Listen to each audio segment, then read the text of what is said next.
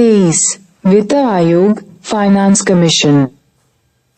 भारत के संविधान में अनुच्छेद 280 के अंतर्गत अर्ध न्यायिक निकाय के रूप में वित्त आयोग की व्यवस्था की गई है। इसका गठन राष्ट्रपति द्वारा हर 5वें वर्ष या आवश्यकतानुसार उससे पहले किया जाता है। संरचना। वित्त आयोग में एक अध्यक्ष और 4 अन्य सदस्य होते हैं, जिनकी नियुक्ति राष्ट्रपति द्वारा की जाती है। संविधान ने संसद को इन सदस्यों की योग्यता और चयन विधि का निर्धारण करने का अधिकार दिया है। इसी के तहत संसद ने आयोग के अध्यक्ष एवं सदस्यों की विशेष योग्यताओं का निर्धारण किया है। अध्यक्ष सार्वजनिक मामलों का अनुभवी होना चाहिए और अन्य 4 सदस्यों को निम्नलिखित में से चुना जाना चाहिए। 1. किसी उच्च न्यायालय का न्यायाधीश या इस पद के लिए योग्य व्यक्ति।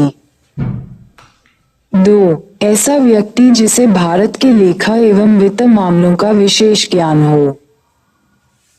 3. ऐसा व्यक्ति जिसे प्रशासन और वित्तीय मामलों का व्यापक अनुभव हो। 4. ऐसा व्यक्ति जो अर्थशास्त्र का विशेष ज्ञाता हो।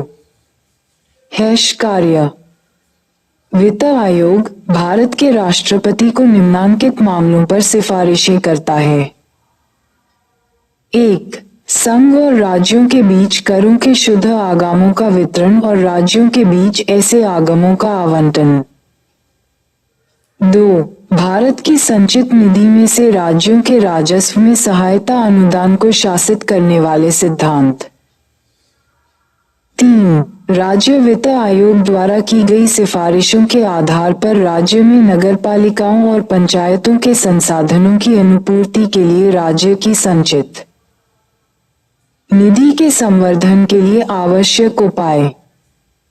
4. राष्ट्रपति द्वारा आयोग को सुखद वित्त के हित में निर्दिष्ट कोई अन्य विषय।